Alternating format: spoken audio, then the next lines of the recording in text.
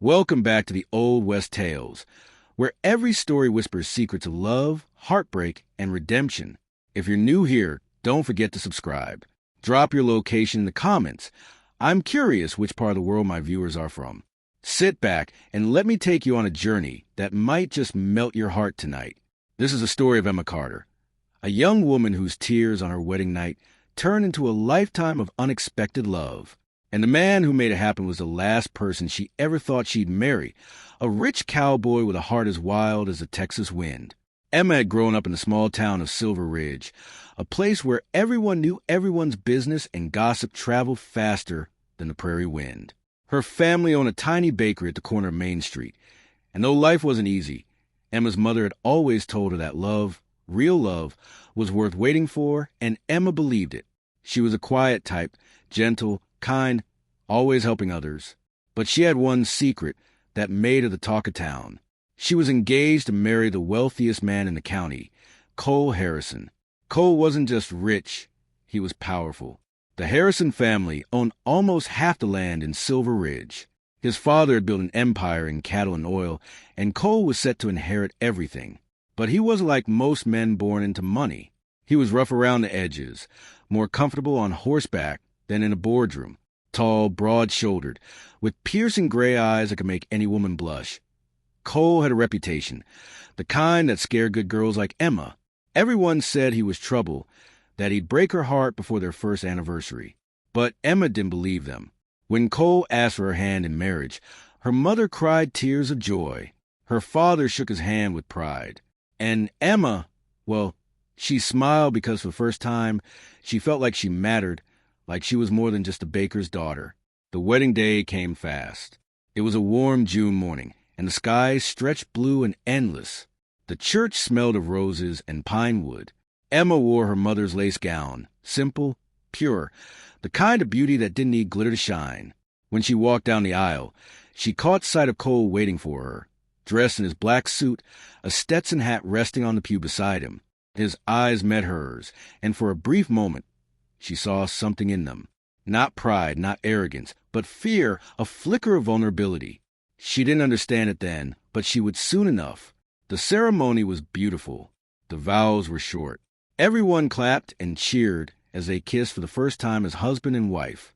But when night fell and the guests left, the silence in their new home, a sprawling ranch on the edge of town, fell heavy. Emma stood by the window, staring at the stars, her hands trembling. She'd never been alone with a man before, and now she was his wife. Cole entered the room, slowly unbuttoning his shirt, his boots thudding against the wooden floor. The air thickened. She could hear her own heartbeat. He looked at her and smiled faintly. "You're nervous," he said. She nodded, her voice barely a whisper. "A little." He stepped closer. "You don't have to be scared, Emma. I won't hurt you." But his words, though gentle, only made the tears well in her eyes. She didn't understand why she was crying. Maybe it was fear. Maybe it was the weight of everything. The expectations, the whispers, the pressure of being the perfect wife to a man she barely knew. And so on her wedding night, Emma cried. Not because she didn't love him, but because she wasn't ready. Cole didn't touch her that night. He sat beside her on the bed, took her hand, and said quietly, "You don't owe me anything. Not tonight. Not ever. Unless you want to." His words stunned her. She'd heard stories about men who demanded their rights, who didn't care about consent. But here he was, a man with every advantage, every reason to take. And he chose instead to wait for her. He stood, tucked her into bed, and slept on the couch. That night, as she drifted off, her tears slowly dried. Something inside her shifted. Maybe, just maybe, this cowboy wasn't what the town thought he was. Days turned into weeks. Cole was often gone early in the morning, tending to ranch work. But every day, he left a little note on the kitchen table. Sometimes it said, "Don't forget breakfast." Other times, it was a simple drawing of a sunflower. Emma started collecting them in a small box. Each note made her heart a little lighter. At night, they'd sit on the porch sipping sweet tea, talking about everything and nothing. He'd tell her stories about the ranch, about storms that nearly ruined the crops, about the foals he helped deliver, about the wild horses that still roamed the hills. And Emma would listen, her eyes shining in the moonlight. He started to smile more, laugh more, and slowly she began to see the man behind the legend. But the town didn't stop talking. Some said she'd trapped him. Others said he'd only married her out of guilt, a deal his father forced. The rumors clawed at her. One afternoon, while buying flour at the general store, she overheard two women whispering near the shelves. "Poor thing," one said. "He's just waiting to annul it." Everyone knows Cole Harrison doesn't settle down. Emma felt the air leave her chest. She rushed home, her mind spinning. That evening, when Cole returned covered in dust and sweat, she finally asked, "Did you marry me because you wanted to or because you had to?" He froze, his expression unreadable. "Who told you that?" "No one," she said, lying. "Just answer me." He looked at her for a long time before replying. "My father didn't force me, Emma. I asked for your hand because I thought you were different. I just didn't know how different until now." She frowned. "Different how?" He smiled sadly. "You're the first person who ever looked at me and didn't see money." After that night, something softened between them. He started teaching her how to ride horses, and she began baking for the ranch hands every morning. They'd laugh over burnt biscuits, argue playfully about coffee, and fall asleep near the fireplace, her head resting on his shoulder. But happiness, like a summer storm, doesn't always last. One morning, Cole received a letter from his father, a demand to return to Dallas for business. He didn't want to go, but duty called. He promised he'd be back in a week. Emma watched him ride away, feeling that same ache in her chest, the one she felt the night they first married. Days passed. No letters came. A week turned into 2. Then came the gossip again. Someone said they'd seen Cole in Dallas with a woman, a socialite wearing diamonds, the kind of woman who belonged in his world. Emma refused to believe it. But when a photo arrived, a grainy newspaper clipping showing Cole beside a tall brunette, her hands went cold. She packed a small bag and decided to leave. She couldn't bear to stay where every shadow whispered betrayal. But just as she reached the stable, a familiar voice called her name. "Emma." She turned. There he was, dusty, exhausted, but very much real. His horse was lathered with sweat, his hat in his hands.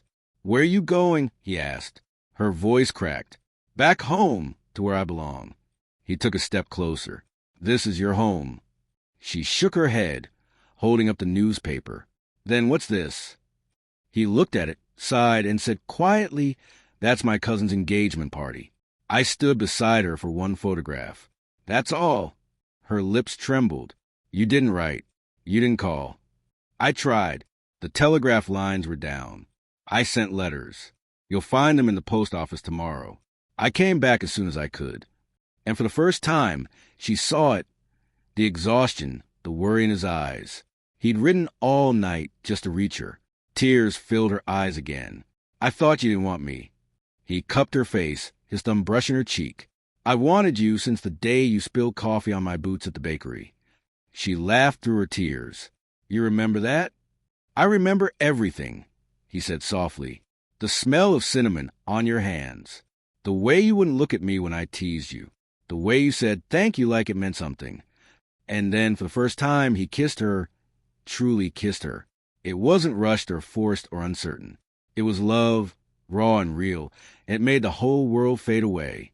That night, Emma didn't cry. She didn't tremble or hold back.